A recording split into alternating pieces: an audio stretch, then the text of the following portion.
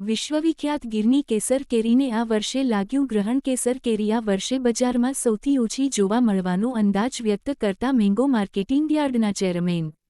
વિશ્વવિખ્યાત ગીરની કેસર કેરીનું ઉત્પાદન આ વર્ષે 20થી 30% જેટલું જ થવાનો અંદાજ તાલાલા મેંગો માર્કેટિંગ યાર્ડના ચેરમેન સંજયભાઈ શિંગાળા દ્વારા વ્યક્ત કરવામાં આવ્યો છે. તેમણે વધુમાં જણાવ્યું હતું કે આ વર્ષે કેરીના ફળની સાઇઝમાં પણ દર વર્ષની સરખામણીએ ઘટાડો જોવા મળશે અને નાનામાં નાની સાઇઝ રહેવાની શક્યતા છે. ગ્લોબલ વોર્મિંગ, વિપરીત હવામાન તેમજ તૌક્તે વાવાઝોડા બાદ મધ્યા નામના રોગના કારણે આ વર્ષે કેસર કેરી પકવતા ખેડૂતોને પારાવાર આર્થિક નુકસાની પણ વેઠવાનો વારો આવ્યો છે. આ વર્ષે કેસર કેરી 1 મે આસપાસથી બજારમાં જોવા મળશે, જ્યારે દર વર્ષની સરખામણીએ આ વર્ષે બજારમાં કેસર કેરીનો જે ફ્લો હોવો જોઈએ તે રહેશે નહીં અને 10થી 15% જેટલું જ ઉત્પાદન રહેવાનો અંદાજ છે, જ્યારે 15 જૂન સુધી બજારમાં કેરી મળશે. આ વર્ષે કેસર કેરીના ભાવમાં પણ 35%નો વધારો જોવા મળશે. દરેક પાકોની જેમ આંબાને પણ પ્રધાનમંત્રી સહાય યોજના અથવા કિસાન સહાય યોજનામાં સમાવેશ કરી ખેડૂતોને વહેલામાં વહેલી તકે આ નુકસાનીનું વળતર ચૂકવવા માટે ખેડૂતો વતી મેંગો માર્કેટિંગ બજાર સમિતિ દ્વારા પ્રબળ માંગણી કરવામાં આવી રહી છે.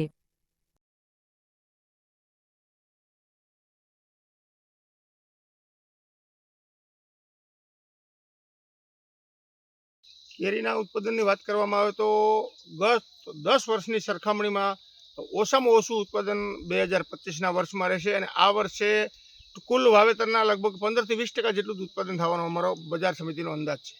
ખાસ કરીને વાત કરીએ તો કેરીનું ફળ કેવું અને ક્વોલિટી કેવા પ્રકારની રહેશે?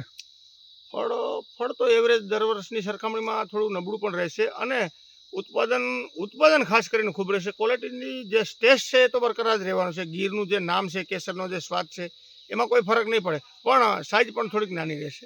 આ વર્ષે વાતાવરણના લીધે કેરીના પાકને કોઈ નુકસાન થયું છે? હા, ગ્લોબલ વોર્મિંગ, વિપરીત હવામાનને કારણે ખાસ કરીને તોક્તે વાવાઝોડા પછી ગીરનું આખું હવામાન જે ફેરફાર થઈ ગયો છે એના હિસાબે જે ફ્લાવરિંગ હતું તે ખૂબ મોટા પ્રમાણમાં, વિપુલ પ્રમાણમાં હતું, પણ કમોસમી પવન, રતના પવનને હિસાબે ખૂબ નુકસાન થયું છે અને જે બંધારણ થવું જોઈએ નહીવત છે. અને મધ્યા નામના રોગનો જે ઉપદ્રવ છે તેમાં કોઈ 5-5, 7-7 સ્પ્રે મારેલા જે ખેડૂતોએ તો પણ કોઈ પણ જાતનો કંટ્રોલ થયેલ નથી અને ખેડૂતોને ખૂબ પારાવાર નુકસાની, આર્થિક પણ વેઠવાનો વારો આવ્યો છે અને ઉત્પાદન છે નહીં, તે માટે જે આખા વર્ષ દરમિયાન જે મહેનત કરી તે પણ માથે પડી છે.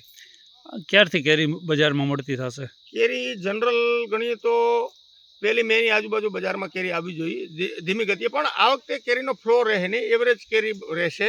ધીમે ધીમે એમ 15 જૂન સુધી હાલશે, પણ કેરી ગત વર્ષની સરખામણીમાં 10થી 15% કે 20% જ ઉત્પાદન આવશે. કેટલો ભાવ રહેશે અંદાજિત?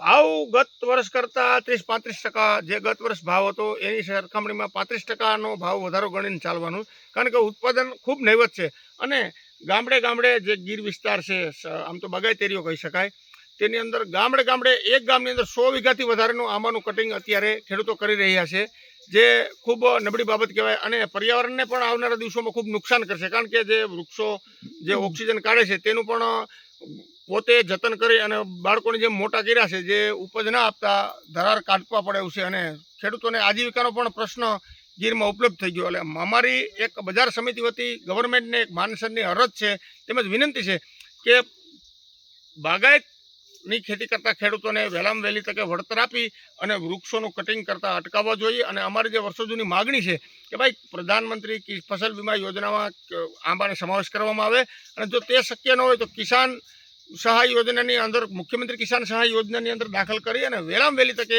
જે કેરી પકવતા ખેડૂતોને વળતર આપવામાં આવે તો આ આંબાનું કટિંગ અટકી શકે.